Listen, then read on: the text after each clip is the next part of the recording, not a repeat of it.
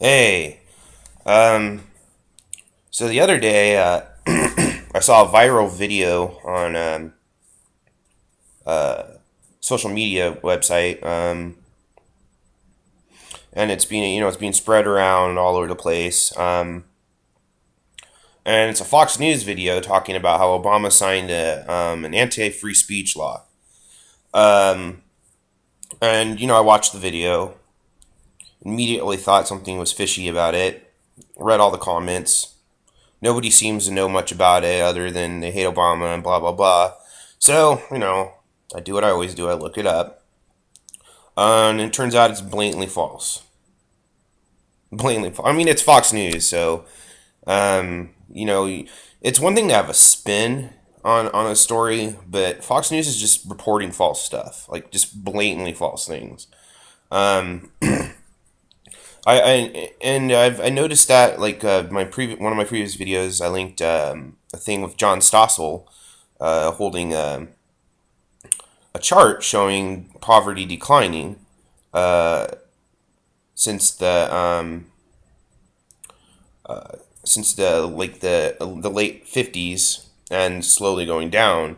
And he says that, well, clearly the war on poverty was a disaster somehow by looking at these charts. Um, which was an amazing thing to see because if you looked at the charts, it showed the exact opposite of what he was arguing, like 100% exact opposite of what he was arguing, but by his own chart that he was using, which was amazing. It was just amazing to see somebody point to a chart that says the opposite of what they're saying and then say what they're saying anyways. And I just blew my mind. I just couldn't believe it. Like, it made me really mad because it was just unbelievable. Um, it was just unbelievable. Um, but anyhow, Fox News has been pumping out some hardcore lies lately. And it's not political bias. They're just making stuff up now. I'm linking a Young Turks video down there talking about a story where Fox News lied. They retracted their lie on that one. So good video to watch, that Young Turks video. I'm also putting the link to the viral video, the Fox News viral video going around. This particular one's a YouTube version, and it was disturbing. It was disturbing to see all the thumbs up on it. Um, wow, there's a lot of stupid people.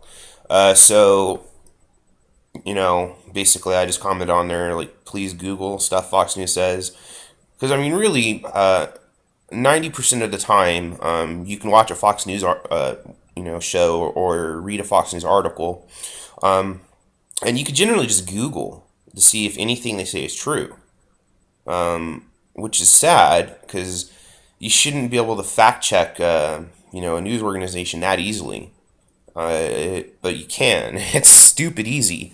That because I mean, their lies are so blatantly stupid that it's easy to just find and disprove it. Um, anyhow, so yeah, Fox News is lying really, really hardcore, and it's pretty disturbing. And I'm bothered by the fact that it spreads so fast without nobody, stopping it. I've been playing political whack-a-mole for a while now on the internet, because like these stories pop up all over, like particularly where I live, because I live in Idaho and everybody's like hardcore conservative here, and they'll post whatever, like anything, as long as it's anti-Obama or anti-Democrat or anti-liberalism, whatever the hell that is. Um, they'll post anything as long as it's anti that, and like I just see nothing but viral this, viral that, and they're all false. I mean, they're false. Like they're blatantly false. Um, and that's the thing. They don't even present arguments that can be construed as plausible. I mean, like it's really frustrating that it's just really frustrating that they do that. I mean, it's like the food stamp president. Obama's the food stamp president. 47 million Americans are on food stamp right now. That's that you could use that as a valid criticism. You could do that as an attack. But the attack that Fox News and right wing media outlets are saying is, well, he's just allowing too many people on the food stamps. No, no, no, that's not the problem. The problem is so many people qualify for food stamps.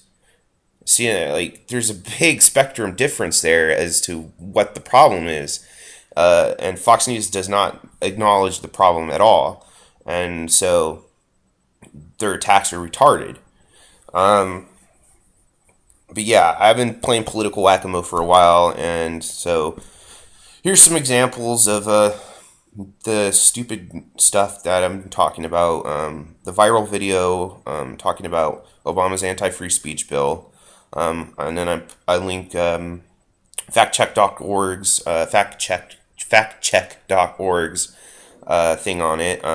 Basically giving you links to the law itself and everything you need to look at to know it's not true. That was just from one website. I mean, there's a bazillion websites talking about how it's not true, but whatever. One's good enough. And then in response to that Stossel graph, like that Stossel graph blew my mind in the previous video because he was holding the graph that showed the exact opposite of what he was talking about, and I was pretty mad. Actually, rewatching that video, I was pretty mad visibly. So that's not me normally, but yeah, I was pretty mad. Anyhow, I found an article basically with that graph, the same graph Stossel used to make his wacky argument, and this article is a lot better. So this article actually does talk about the actual issues, and well, it explains the war of poverty worked. So that's better. Like, hey, there's the alternative view, which actually is true, but whatever. The realistic view. So I'm going to provide that link down there below too. Yeah, so God, it just frustrates me. On a thing on that link, the War on Poverty link saying that it worked. If you scroll down, you'll see people commenting, and the comments are super stupid ignorant because like one thing they point out, like the commenters are like, well, if it doesn't have the full graph from the 1950s, and it's like, well, okay, poverty was going down then too. Big reason for that was the Social Security Act, which brought a lot of elderly people out of poverty. But they don't talk about that. It's like it doesn't exist. Oh, it's all free market, free market, free market. And God, you got to look at what's happening at the time frame. I mean, you have to have more of a historical outlook. You also need to look at what policies are happening at the time, because government intervention was already occurring. Massive government intervention throughout the 50s, construction of the interstate highway system, which employed a lot of people, construction of dams, levees, all sorts of infrastructure projects, Keynesian economics, basically. And then you on top of that, you had Social Security, the GI Bill, which put all those soldiers coming back from the war, put them in a college, paid for it, gave them really low interest housing loans, which allowed them to buy houses. I mean, all of these things build a middle class. These things build a middle class. So naturally, poverty was going down in the 50s because of massive government intervention. The lack of just, whatever. Anyhow, the links are down below. It's good to look at. Yeah. Ugh.